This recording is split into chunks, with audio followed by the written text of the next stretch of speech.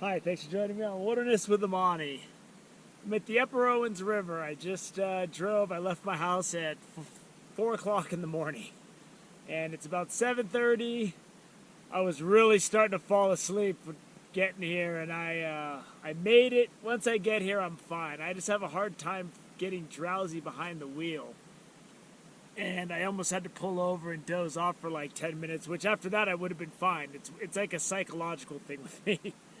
But I'm at the river now, and I'm gonna be able to fish because once I see the river, I'm fine. So I'm up from the Benton Crossing Bridge, and I'm in the special regulation area that is barbless, artificial only, no doubt about it, all the way up to the 395 to where it turns into Dead Man's Creek, where it's also barbless, artificial, catch release only. So I'm going to be fishing barbless marabou jigs, and I'm just looking for something good today.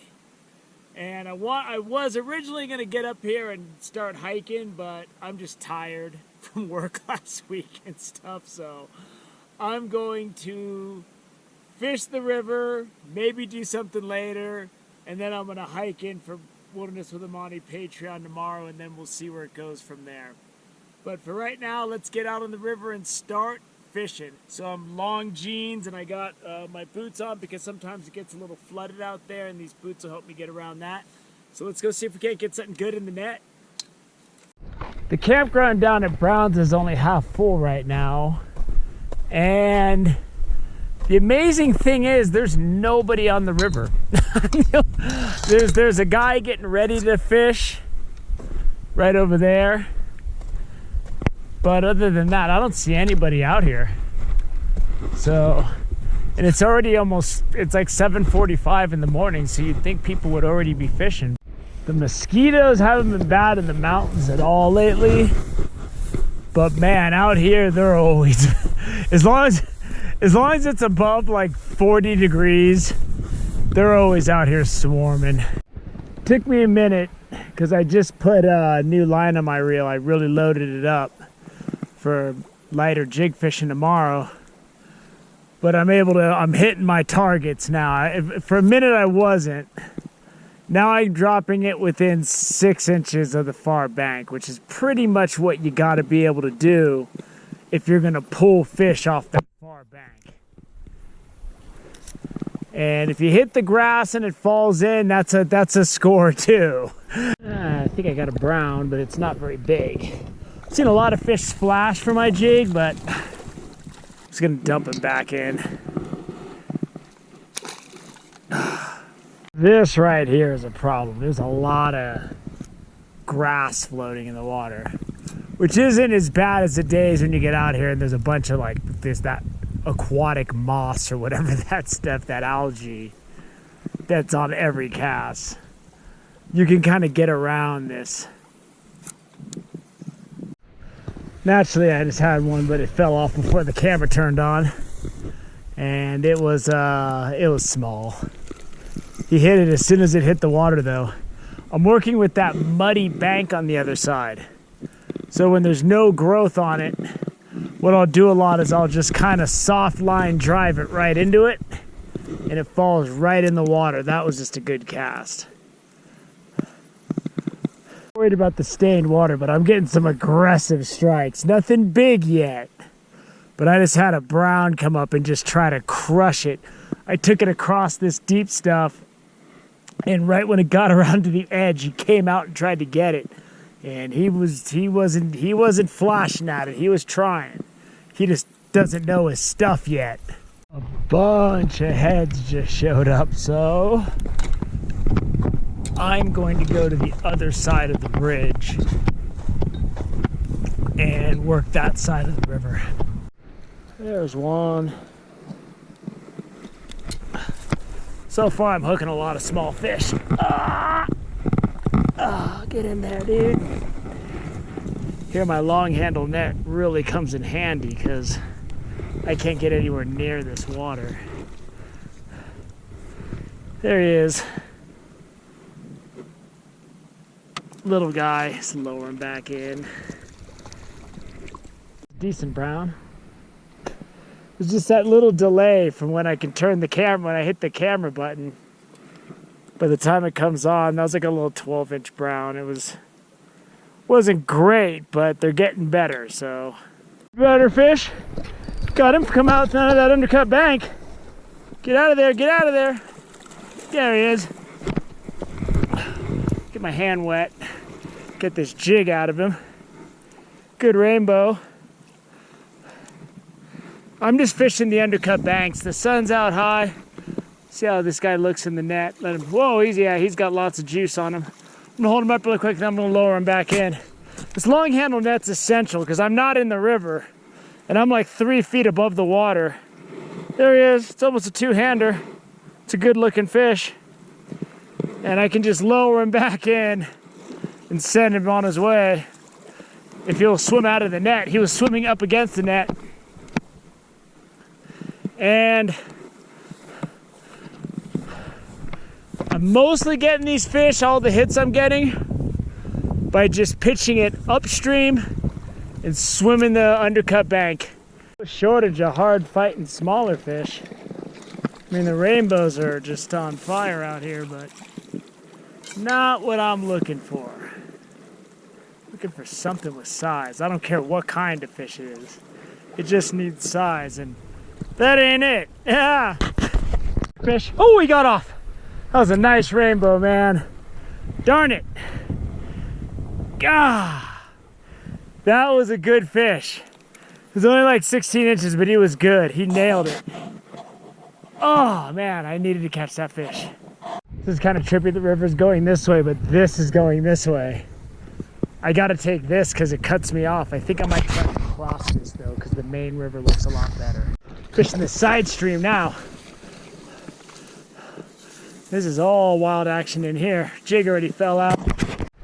The one thing all these little fish are doing, they're keeping me on my toes. Because sometimes when I'm not getting any bites for a long time, I get complacent. And when the big strike comes, I'm not ready. But here I'm expecting strikes, so I'm just going upstream and I'm just taking it down.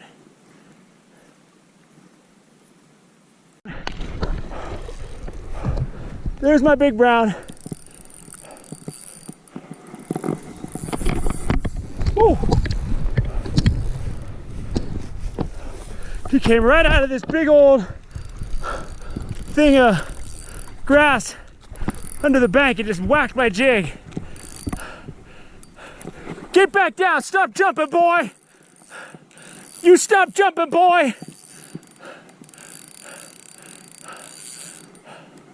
All right. I'm in a good spot because I'm out of those roots and stuff.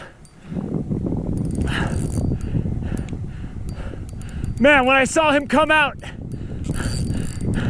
I barely got him, man. I can see he is barely hooked. I gotta take the first shot I can at him.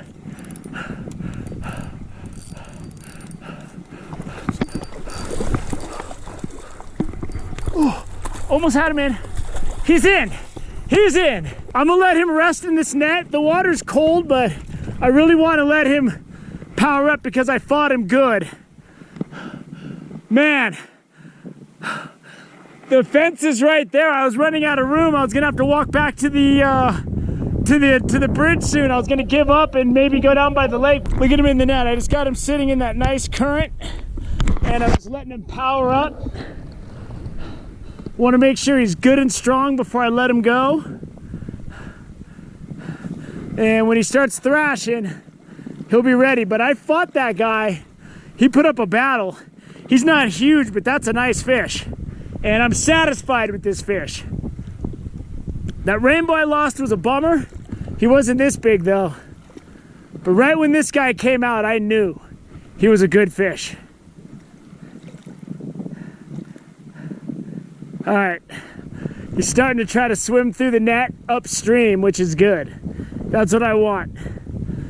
No matter what, when I get a bigger fish like this, even when the water's cold, I like to let him sit and recoup. And between my barbs completely filed off and a good rest in this current, let it go over his gills. That really gives a good, positive, 100% chance this fish is gonna do all right. Woo, all right, he's ready. He's ready. Let me turn him around. I'm gonna hold him up for a second. I'm gonna put him in the water. But that's a good sized brown. And my return to the Owens has been satisfied. There he is. That's a nice fish right there, baby. Woo! Get him, Biff. There he goes. He's going to the other bank now. So I had several fish flash on my jig here. So I put on a large pheasant tail nymph, and I actually have like a dozen new nymphs for this trip. I'm ready.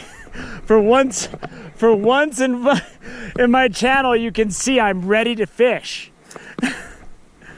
And this is pretty much what fishing with a strike indicator is. I got a bobber.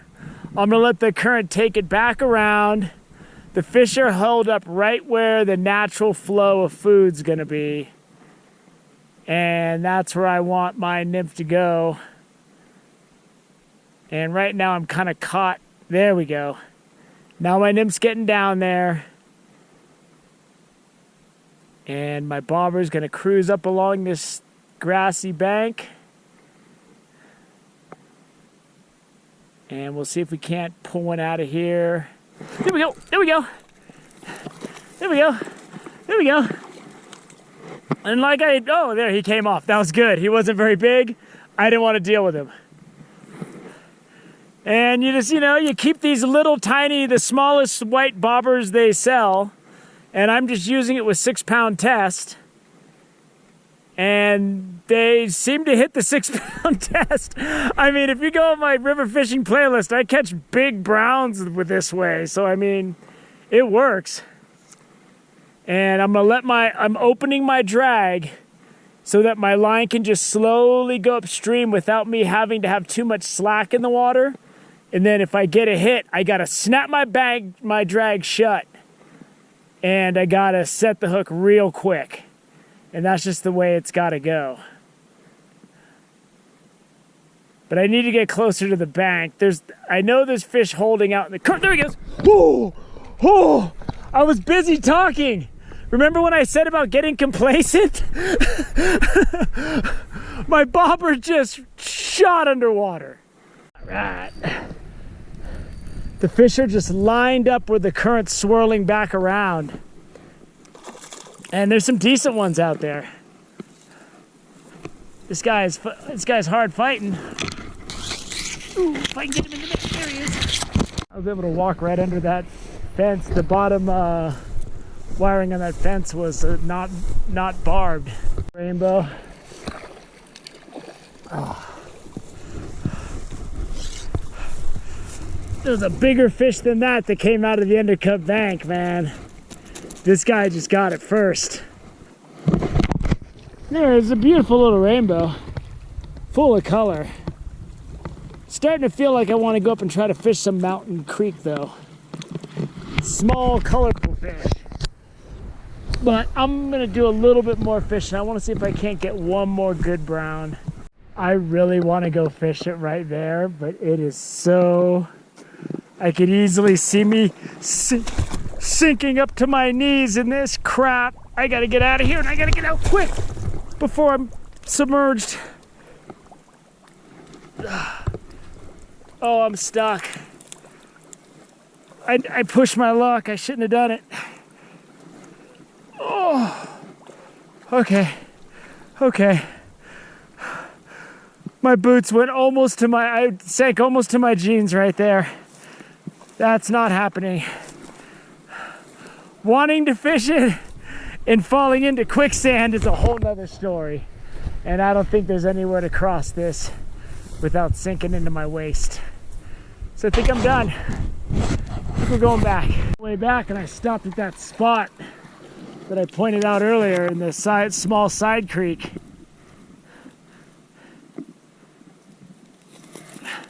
And it didn't have a big brown, but it had a nice brown. Check this guy out. That's not a bad fish right there. Let's get him back in the water. I'm going to lower him in so I don't spook the spot. He came out and tore into that thing. So that's going to wrap it up for the Owens today. I got cut off by that bog. I can't go any farther. Almost flooded my boots with that mud. That would have been stinky. But I got a nice brown. Lost a nice rainbow. But I'll take it. I'm satisfied. Haven't fished the Owens since last year. And there's tons of people fishing on the other side. Tons of cars. People are just chilling. And it's time for me to go up to the high country where it's about 5 to 7 degrees cooler. So let's go up there, go try to find a creek or something. I'm into the 36-hour grind. Leave on Tuesday, get home Wednesday night.